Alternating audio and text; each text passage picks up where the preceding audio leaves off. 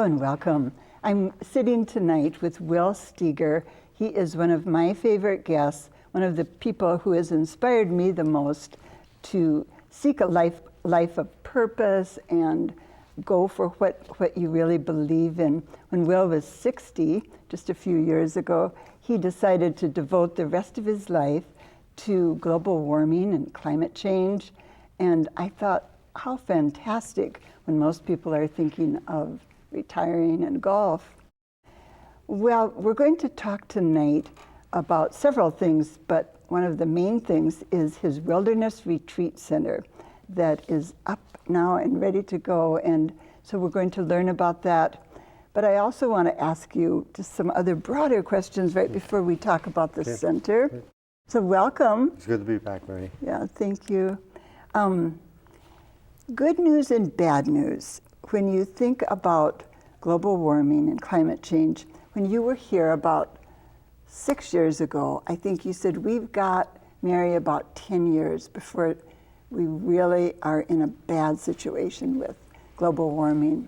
And I've paid attention to the years ticking by and I'm thinking, you know, are we doing enough? I don't think so. So what's the good news and what's the bad news? Yeah, well, let's do the bad news first. Okay, get that over with. Yeah, well, the climate continues to change. And what's changed in the last 6 years, I think, is the average Minnesotan now sees climate change in our backyard. The extreme weather events, totally different. I used to bring my story of the Arctic and Antarctic to show what's happening up there. But now, public is really, I think, aware of the changes and the weird weather we're having. So the weather's changing, climate's changing. We're going to have to, adapt around that. The good news, especially for Minnesota, is that we've been taking this seriously. We have good mandates in place. We have a renewable, 30% renewables by 2020. We have a $15 billion industry now in clean energy, whereas 5-6 years ago this industry barely existed. Our carbon dioxide in the state is going down. We're creating jobs. Solar is now starting to boom. We can look at it this way, that we spend about $16 billion a year in Minnesota on fossil fuel energy. We don't have fossil fuels under our ground, fortunately, but that money goes outside the state. And what we're starting to do economically is we're starting to have our own industries around clean energy and conservation. So we're claiming now a proportion of that, and in the future, a much larger proportion. So as long as we need energy in Minnesota in the future, we're going to have great energy, or great economy. And as you've said many times, when people start understanding that economically it's going to pay off as well as ethically, that's very important, and it's happening here, as you say. Yep. The economics is really, sometimes I don't argue with deniers, but there are people that still deny climate, and I accept how they think, and I can agree to disagree, but everybody agrees on the economics of this, is that we need to get this clean energy economy going in Minnesota or in the United States to create jobs. And if we're getting that economy going, and the byproduct is we're pulling down carbon dioxide, is what we have to do for future generations. I did read something today when I was thinking about being with you, and it was about the carbon dioxide and how it has increased, I think, 40% in our world since 1750 or something. That's a big, big jump. But we're slowing it a bit, aren't we?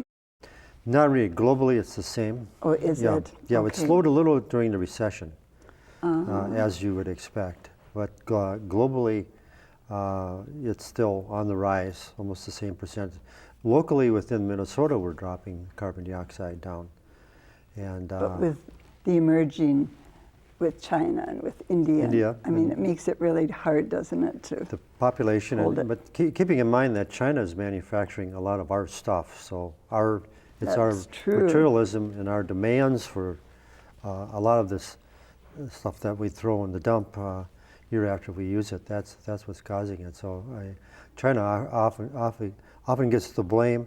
They actually have much more higher amount of solar and wind energy that they use there, but they still burn coal, and they're trying to get off of coal also. When I was preparing for the interview, one of the people I talked to just give me some insights into you was your good friend Don Shelby. Oh yeah. And he said, Mary, I have a question for you to ask Will. Boy. So here it Okay. is from Don. Don. How can you, Will, care so deeply about nature when she has so often, it seems, tried to kill you? Oh, nature, yeah. I love nature. I know you do. No, I mean, what I learned from the wilderness and nature is that, you have to have a lot of reverence and respect for where you're at. And if you travel in that and with knowledge and acting intuitively, you can adapt around almost anything. So nature and bad weather, I don't see as enemies or anything against me. There are huge powers that I've learned to adapt around and appreciate.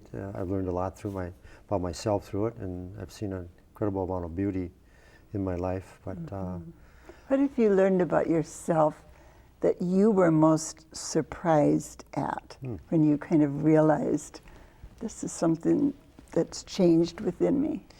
That's a very good question, but I've been very fortunate because I've always been the same since I was a child, mainly I think because of my parents. I was allowed to grow. I wanted to explore. I wanted to be an environmentalist since a child and be an educator, and I didn't have any barriers. So. And you grew up in Richfield? Richfield with 9 kids and 6 boys in there one were little 9? room. I'd forgotten that. Oh my got me in goodness. shape for living with 6 people in international expeditions. Right. But That small group thing. Small groups and just being tolerant with each other and enjoying each other. Learning how to agree. Agree. And get along. Get along. But I was raised in such a way that I didn't see barriers, so I just went out and did the things I wanted to do. And I never saw, fortunately, any really surprises in myself. I continually grow with the experience, which I, as a young person, I figured would happen. I'd question when I was younger in my 20s, what is God, and all these big questions. And I figured, well, those answers will come to you with time and through experience. So I've lived that type of a life. And has being in nature to the degree you have and really immersing yourself in it, has it made you more of a believer in a higher power or less? I wouldn't say less. I mean, I don't have any formula that I follow. There is a spirit, and it seems like all the answers come when you're living in the moment, which is a kind of a cliche that we're talking.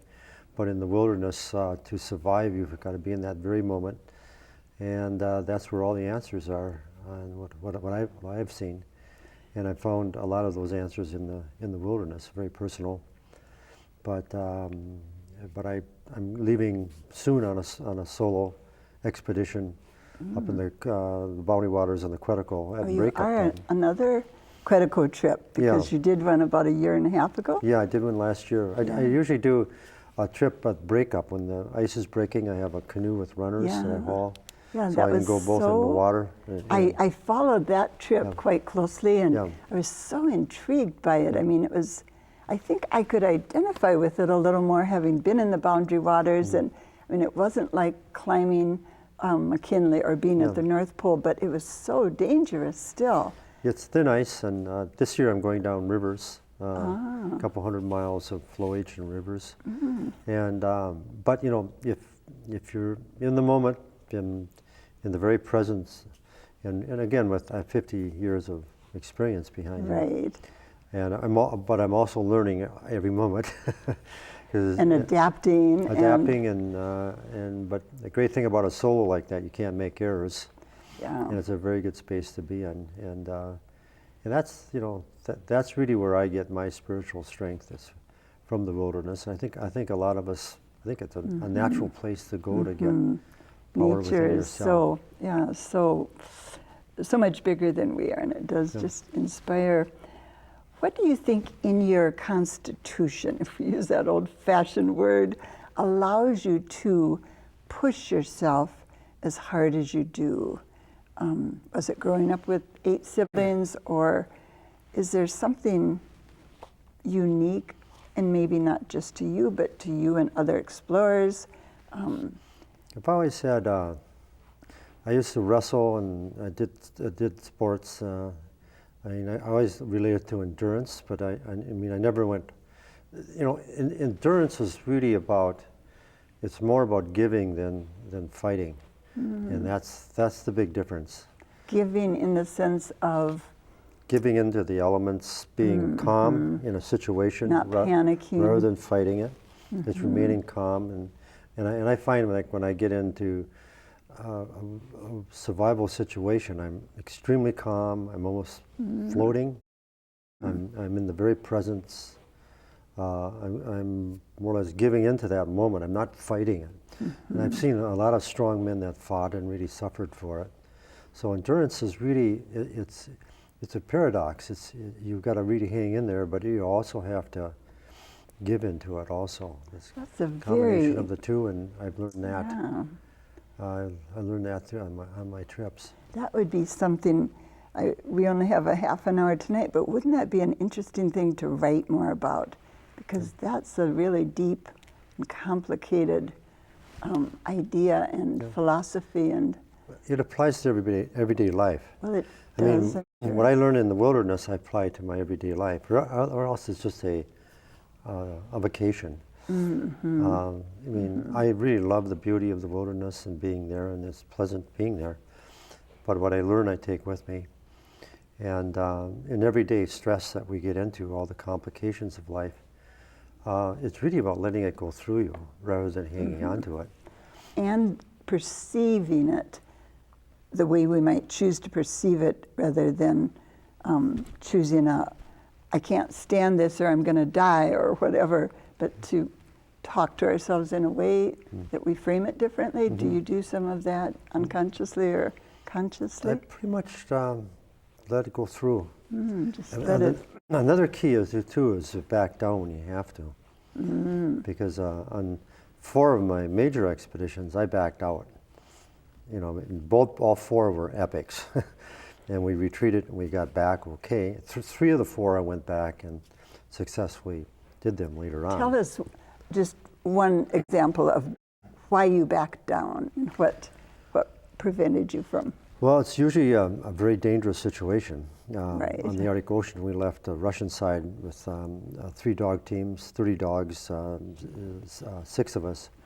We were on very thin ice. Bad storm came up and the ice broke up, and we barely got back to land. That was one of the only times I've ever been in a situation where it was out of control. And you were with the 30 dogs and then a couple other people? Yeah, 6 people. Yeah, 6, yeah. We got okay. back okay. I did have one guy that was in Special Forces from Denmark that, he kind of freaked out over it and quit afterwards. I mean, it was interesting. Didn't want to go any further. Yeah, he wanted to go back to continue? his wife, and I understood that.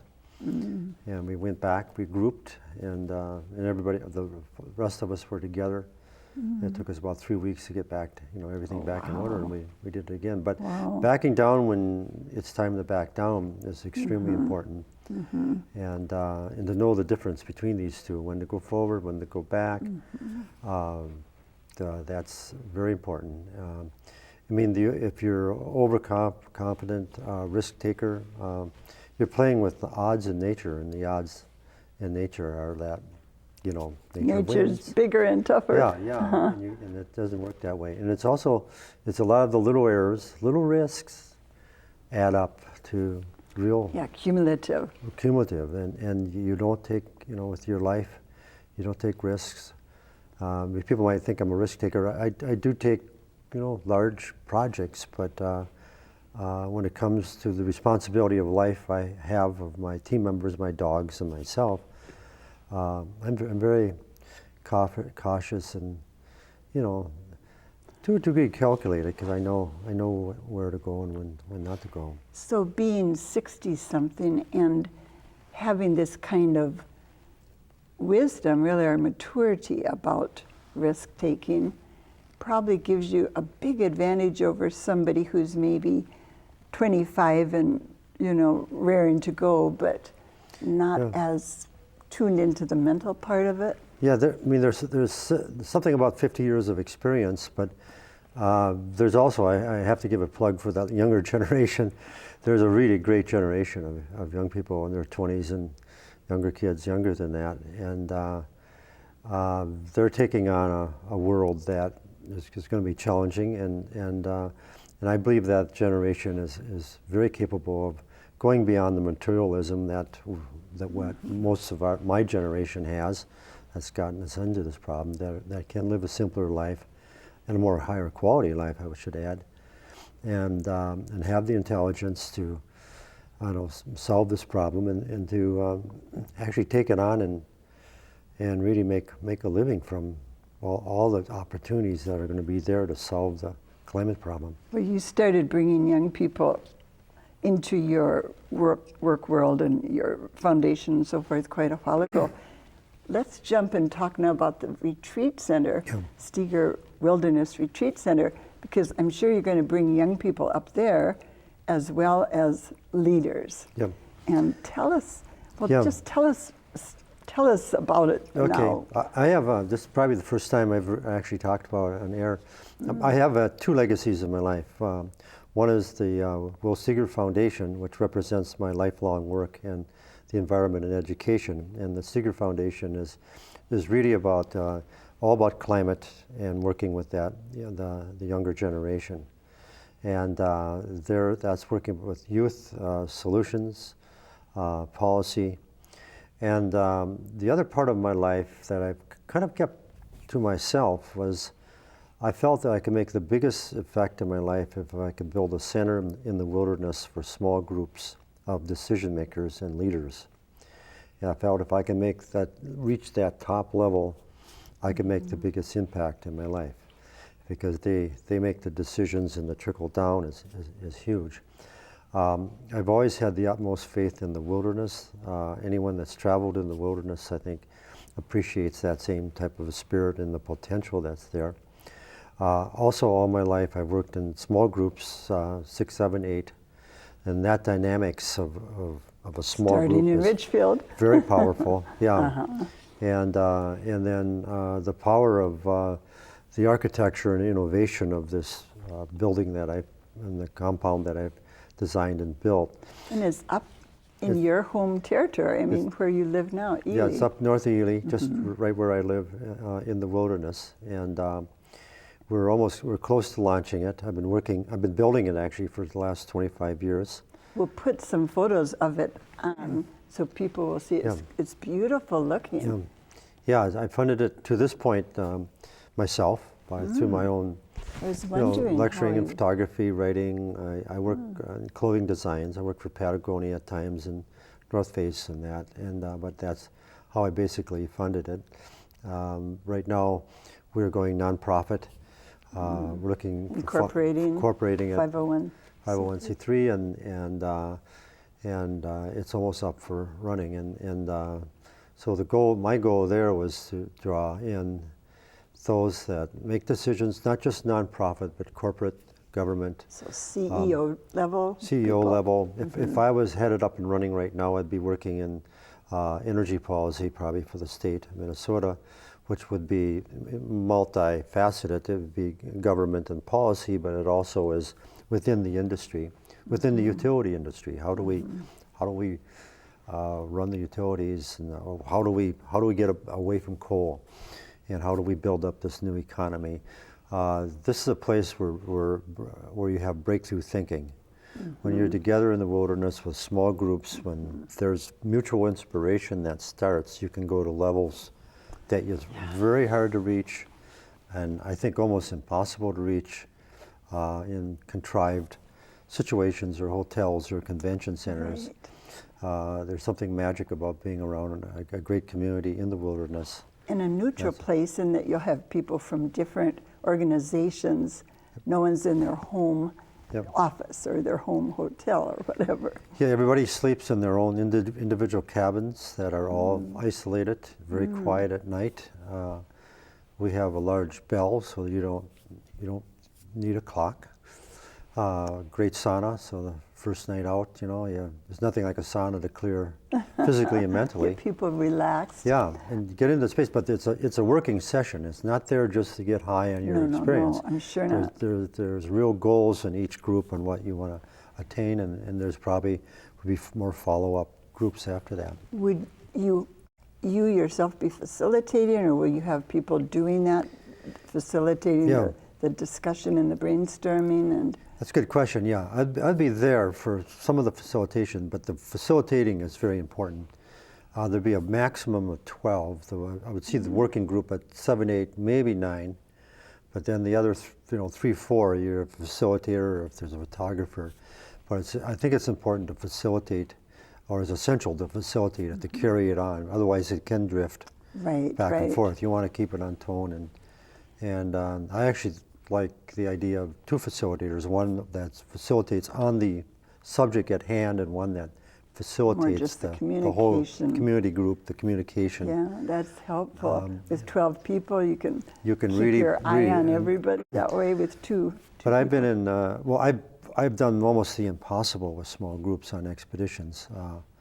And what I've seen in the inspiration and what a group spirit will do, I wanted to duplicate that in a real setting in the wilderness that can... Will people pay to come up there, or how are you going to, I mean, I'm sure people are going to want to come, but then who covers their expenses and how does that work? That's a good question. Have you even gotten all that worked out? Yeah, we do. We would be, again, running maybe 12, 14 maximum a year. We work on some corporate level. So each one lasts like 5 days or? 5 days, yeah, probably within the week period. Okay. Yeah, we'll start off in Minnesota as a model because there isn't a transportation issue there. We'll work both in nonprofit and corporate. On the corporate level, you can get a much higher tuition for that, which then offsets the nonprofit rate. So you can do a nonprofit rate at cost. For-profit does that. We'll also be fundraising as part of it, but we do have a revenue-based model because one of the important things to me in all my life is to be self-sufficient.